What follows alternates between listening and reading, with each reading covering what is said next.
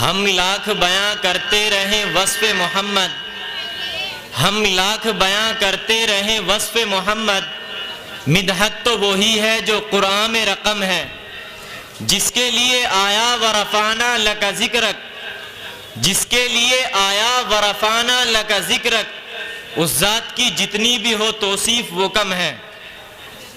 معزز سامعین کرام، اب تک تلاوت کلام اللہ،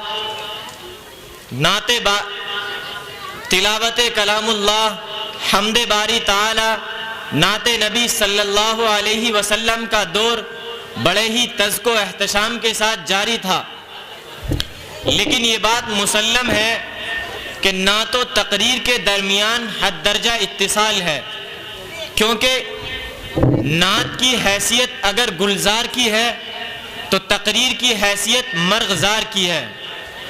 نعت دریا ہے تو تقریر اس کی روانی، نعت کہکشاں ہے تو تقریر اس کی مسکان، نعت پھول ہے تو تقریر اس کی پتیاں، نعت پتیاں ہیں تو تقریر اس پر بکھرنے والی شبنم، اور اسی سنگم پر چمن کا حسن نکھرتا اور برقرار رہتا ہے۔ لہذا اس مستحکم اور مضبوط رشتے کو مزید استحکام و قوت بخشتے ہوئے میں آپ کو بیان و خطابت کے اس ماحول میں لیے چلتا ہوں جہاں آپ حضرات مقررین کے ناصحانہ کلمات اور مواعظ حسنہ سے مستفیض ہوں گے۔ تو آئیے اسی اہم مقصد کے تحت میں توحید باری تعالیٰ کے اہم ترین عنوان پر تقریر پیش کرنے کے لیے مدعو کر رہا ہوں عزیزم مولوی محمد آفتاب سلمہ کو۔ کچھ ایسی بے خودی ہے تیرے انتظار میں، کچھ ایسی بے خودی ہے تیرے انتظار میں، تصویر بن چکا ہوں تیرے انتظار میں، آہٹ پہ کان در پہ نظر دل میں اشتیاق، آہٹ پہ کان در پہ نظر دل میں اشتیاق، بےتاب ہو رہا ہوں تیرے انتظار میں۔ عزیزم مائک پر۔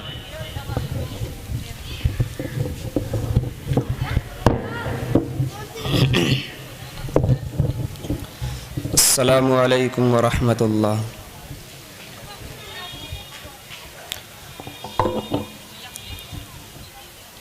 الحمد للہ وکفا وسلام علی عباده الذین اصطفى اما بعد فقد قال اللہ تبارک وتعالی فی القرآن المجید والفرقان الحمید اعوذ باللہ من الشیطان الرجیم بسم اللہ الرحمن الرحیم ان الذین تدعون من دون اللہ لن يخلقوا ذبابا ولو اجتمعوا له وإن يسلبهم الذباب شيئا لا يستنقذوه منه ضعف الطالب والمطلوب صدق اللہ العظیم۔ جس دور پہ نازاں تھی دنیا اب ہم وہ زمانہ بھول گئے، جس دور پہ نازاں تھی دنیا اب ہم وہ زمانہ بھول گئے، اوروں کو جگانا یاد رہا خود ہوش میں آنا بھول گئے، منہ دیکھ لیا ہے شیشے میں پر داغ نہ دیکھا سینے میں، منہ دیکھ لیا ہے شیشے میں پر داغ نہ دیکھا سینے میں، دل ایسا لگایا جینے میں مرنے کو مسلمان بھول گئے، اذان تو اب بھی ہوتی ہے مسجد کی فضا میں اے انور، اذان تو اب بھی ہوتی ہے مسجد کی فضا میں اے انور، جس ضرب سے دل ہل جاتے تھے وہ ضرب لگانا بھول گئے۔ قابل قدر صدر محترم حضرات سامعین کرام اور میرے عزیز ساتھیوں، قدرت کے نظام کائنات پر جب ہم نظر ڈالتے ہیں تو روز روشن کی طرح یہ بات عیاں ہو جاتی ہے کہ دنیا کی کوئی بھی چیز خود بخود وجود میں نہیں آئی ہے، بلکہ اس کا کوئی بنانے والا ہے۔ ہر مصنوع کا کوئی صانع ہے، ہر مخلوق کا کوئی خالق ہے، ہر موجود کا کوئی موجد ہے، ہر مقتول کا کوئی قاتل ہے، ہر مظلوم کا کوئی ظالم ہے، ہر مکتوب کا کوئی کاتب ہے، ہر مملوک کا کوئی نہ کوئی مالک ہے۔ غرض دنیا کی ہر چیز اپنے وجود میں دوسرے کی محتاج ہے۔ اگر ہمیں فضا میں اڑتا ہوا کوئی جہاز، ہیلی کاپٹر اور راکٹ دکھائی دیتا ہے تو اسے پہلے کسی کارخانے میں تیار کیا گیا ہے، اور اگر سمندر میں تیرتی ہوئی کشتی نظر آتی ہے تو وہ بھی پہلے کسی فیکٹری میں بنائی گئی ہے، اور اگر اس سرزمین پر رینگتے ہوئے انسانوں کے بدن پر کوئی لباس اور کپڑا ہے تو اس کے بنانے میں بھی کسی مل کا سہارا لیا گیا ہے۔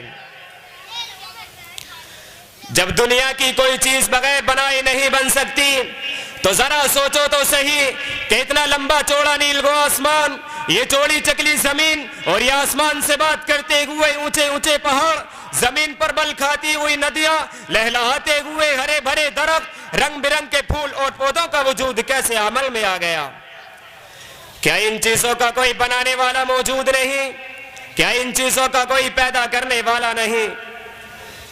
میرے دوستو، ایک بات اچھی طرح یاد رکھیے کہ اگر گھڑی گھڑی ساز پر دلالت کر سکتی ہے، اگر کوئی قانون ساز کا پتہ دے سکتا ہے، اگر کوئی تعمیر معمار کی رہنمائی کر سکتی ہے، اگر کسی مکتوب سے کاتب کا پتہ لگایا جا سکتا ہے، تو بلا شبہ یہ آسمان و زمین، انسان و جنات کے وجود اور دیگر مخلوقات سے بھی کسی بڑی ہستی اور قوت و طاقت کا پتہ لگایا جا سکتا ہے، جس کے ارد گرد پورا نظام کائنات گردش کر رہا ہے۔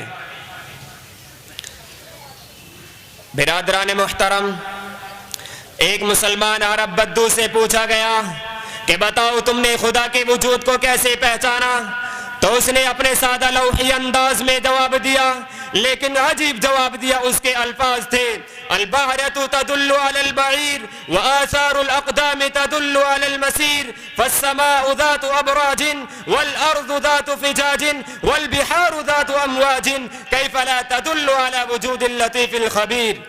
ارے یہ بھی کوئی پوچھنے کی بات ہے؟ جب راستے میں گری پڑی مینگنی کسی گزرنے والے اونٹ پر دلالت کر سکتی ہے، راستے میں قدموں کے نشانات کسی گزرنے والے انسان کا پتہ دے سکتے ہیں، تو کیا یہ برجوں والا آسمان اور یہ بڑی بڑی گھاٹیوں والی زمین اور یہ موجوں والے سمندر کسی لطیف و خبیر ذات خداوندی پر دلالت نہیں کر سکتے؟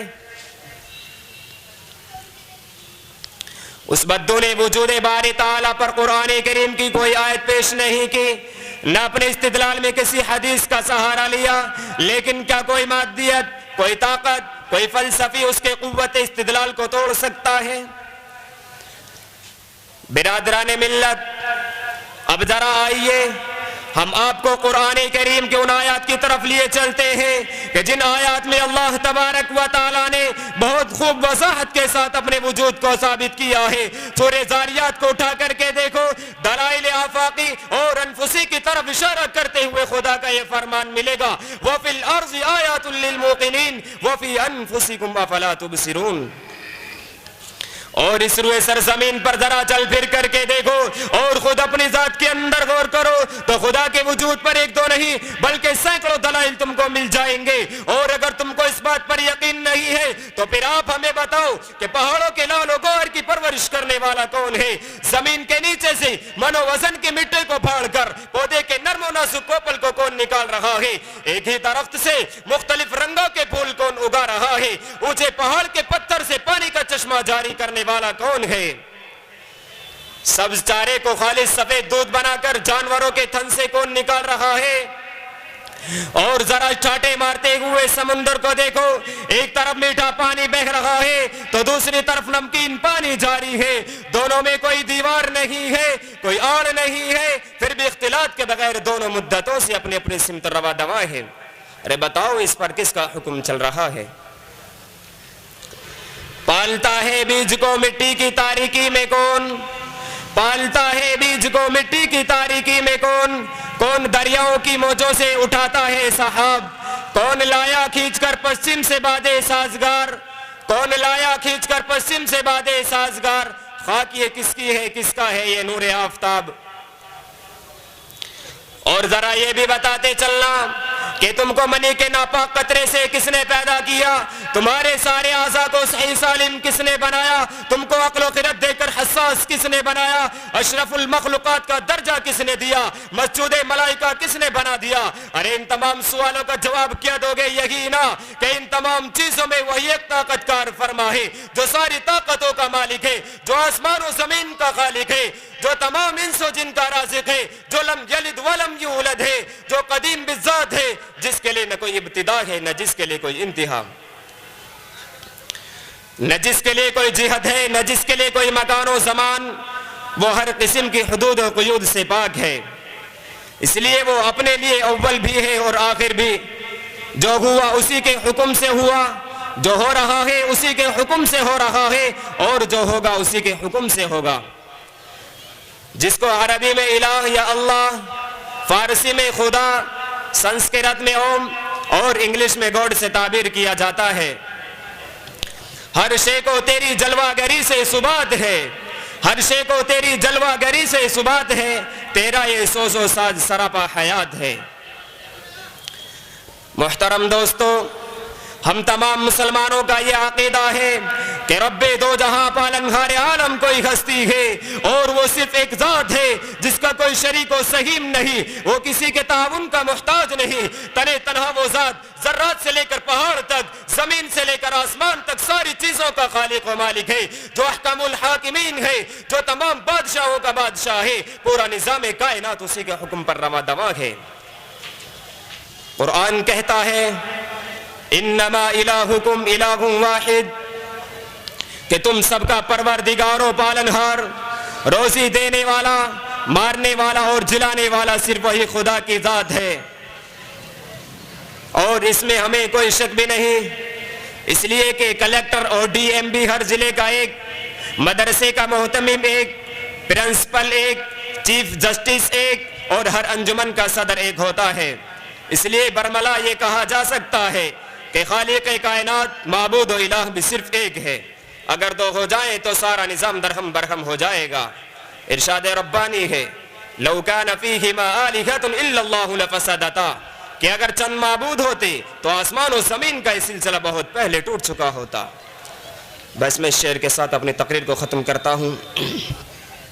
ہو جس میں عبادت کا دھوکہ کہ مخلوق کی وہ تعظیم نہ کر، ہو جس میں عبادت کا دھوکہ کہ مخلوق کی وہ تعظیم نہ کر، جو خاص خدا کا حصہ ہے بندوں میں اسے تقسیم نہ کر۔ وآخر دعوانا الحمدللہ رب العالمین۔ Ayé Kuch Saikin